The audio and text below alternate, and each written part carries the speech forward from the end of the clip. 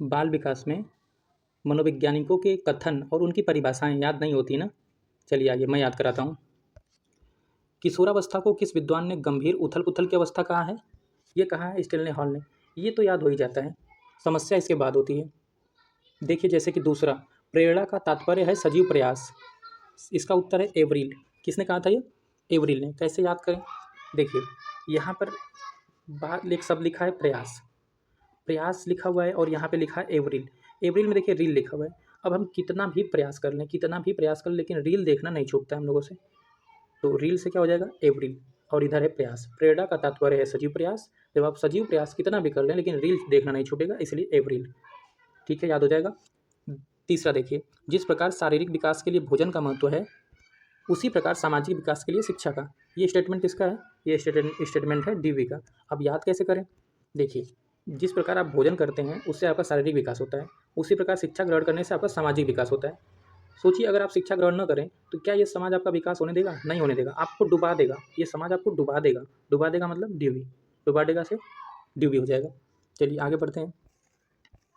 मनुष्य को जो कुछ बनना होता है प्रारंभ के 4-5 वर्षों में ही बन जाता है। ये कथन किसका है? तो ये कथन है फ्रायड का। अब याद कैसे करें इसको? देखिए कुछ बनाना या कुछ बनना होता है, जैसे इसको हम मान लेते हैं कुछ बनाना होता है, तो हम जाते हैं किचन में। किचन में जाकर क्या करते हैं? सबसे पहले फ्राई करते हैं, तो फ्राई से हो जाएगा फ्रायड। तो मनुष्य को जो कुछ बनना होता है, जैसे ही आप ये लाइन पढ़ेंगे आपके दिमाग में आना चाहिए कुछ बनना या बनाना, तो किचन में जाकर फ्राई करना होगा, फ्राई से फ्रायड। देख रहे हैं ना कितना आसानी से याद हो जाएगा। पाँचवा है, स्मृति एक आदर्श पुनरावृत्ति है। ये कथन किसका है? ये कथन है स्काउट का। अब इसको कैसे याद करते हैं, चलो ये बताता हूँ मैं।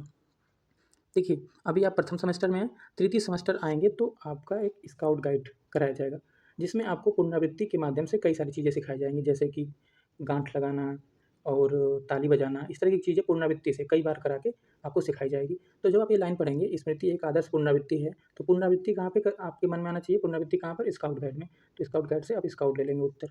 ठीक है, 6 नंबर की तरफ चलते हैं। कल्पना की सामग्री स्मृतियाँ हैं। ये किसने कहा था? बोरिंग व अन्य ने।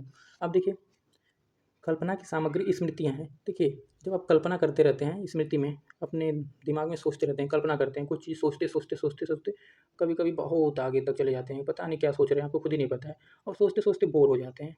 अभी भी आपको सोचना ही है कि कैसे याद करना है कि आप कल्पना में सोच रहे हैं, सोचते सोचते सोचते सोचते आप बोर हो जा रहे हैं, तो सही उत्तर क्या हो जाएगा? बोरिंग व अन्य।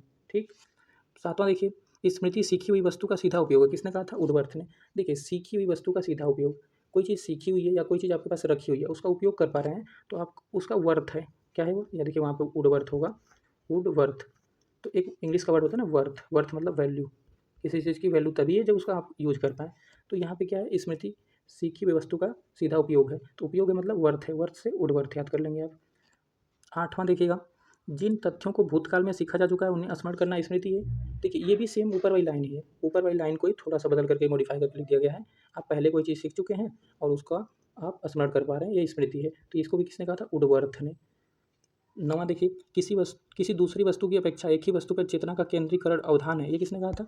ये कहा था डम्बेल ने। अब देखिए इसको बहुत आसानी से याद करेंगे हम लोग। देखिए किसी दूसरी वस्तु पे आपका ध्यान है, लेकिन तभी आपके गाँव में मदारी आ जाता है और वो डम डम डम डम, डम्बेल में देखिए क्या लिखा है? डम डम डम डम, डमरू बजाने लगता है। आपका चेतना, आपका ध्यान तुरंत वहाँ चला जाता है। तो देख रहे हैं ना, तो आपका ध्यान तुरंत वहाँ पे केंद्रित हो जाता है। तो इस तरीके से आप याद करेंगे कि चेतना का केंद्रीकरण कैसे हो जाता है आपका? डम डम डम डम, डमरू बजाने से। तो डम से क्या हो जाएगा? डम्बेल। तो ठीक है दोस्तों, ये सारे वर्ष 2015 से 2024 तक जितने भी एमसीक्यू में पूछे गए स्टेटमेंट थे वो सारे मैंने आपको याद कराए। तो दोस्तों इस तरीके से आपको ये सारे स्टेटमेंट आसानी से याद हो जाएंगे। लेकिन लेकिन रुकिए, आप देखिए ये सारे ऐसे प्रश्न हैं जो आपकी परीक्षा में आपका 1-2 नंबर, 1-2 मार्क्स आपको बढ़ा कर देंगे। ये ऐसे प्रश्न हैं, तो थोड़ा सा एक्स्ट्रा एफर्ट करना पड़ेगा आपको। ठीक है, आपको करना क्या है, एक बार आप इनको लिखिए। लिखते टाइम बस उत्तर मत लिखिएगा, बस आप इस सब स्टेटमेंट को एक बार एक पेज पर, एक कॉपी पे लिख लीजिए और उसको 1-2 बार और रिवाइज करिएगा, जिससे कि आपका एकदम अच्छे से तैयार हो जाए। और ये सारे स्टेटमेंट आगे टेट सीटेट में भी पूछे जाते हैं, तो अगर आपको ऐसे ही याद रहेगा पहले से ही तो आपको आसानी होगी। ठीक है दोस्तों, चलिए आगे कुछ इंपॉर्टेंट फैक्ट को भी रिवीजन कर लेते हैं। जैसे कि बुद्धि के द्विकारक सिद्धांत का प्रतिपादन किसने किया? तो बुद्धि के द्विकारक सिद्धांत का प्रतिपादन किया था स्पीयरमैन ने। बुद्धि के समूह कारक सिद्धांत का प्रतिपादन किसने किया था? कैली और थर्स्टन, कैली और थर्स्टन ने। निम्न में से गेस्टाल्ट सिद्धांत कौन सा है? देखिए ये कुछ ऐसे प्रश्न हैं जो MCQ में आप गलत कर सकते हैं, इसलिए मैंने यहाँ पे रखा हुआ है। तो निम्न में से गेस्टाल्ट सिद्धांत का उत्तर क्या लगाएंगे आप? विकल्प ब अंतर्दृष्टि सिद्धांत। अगला देखिए, कोहलर के सीखने के सिद्धांत को किस नाम से जाना जाता है? तो कोहलर के सीखने के सिद्धांत को आप लिखेंगे यहाँ पर पूर्ण आकृति एवं समग्र सिद्धांत। देखिए, कोहलर ने सूझ एवं अंतर्दृष्टि का सिद्धांत दिया था, जिसका एक दूसरा नाम है पूर्ण आकृति या समग्र सिद्धांत। आगे देखिए, ये कुछ आसान प्रश्न है लेकिन फिर भी कन्फ्यूजन हो सकता है, इसलिए एक बार रिविजन कर लीजिए। प्रयास एवं त्रुटि या प्रयत्न एवं भूल का सिद्धांत किसने दिया था? तो थार्नडाइक ने दिया था।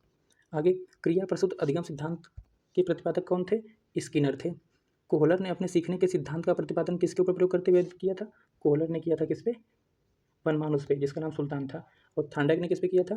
थार्नडाइक ने किया था बिल्ली पे। पावलोव ने किस पे किया था? कुत्ता पे किया था। एक लास्ट प्रश्न देखिएगा, TAT व्यक्तित्व परीक्षण का निर्माण किसने किया था? TAT थेमेटिक एप्रिसिएप्शन टेस्ट, जो कि एक व्यक्तित्व परीक्षण का प्रकार है, इसका निर्माण मार्गन एवं मोरे ने किया था। ध्यान रखिएगा।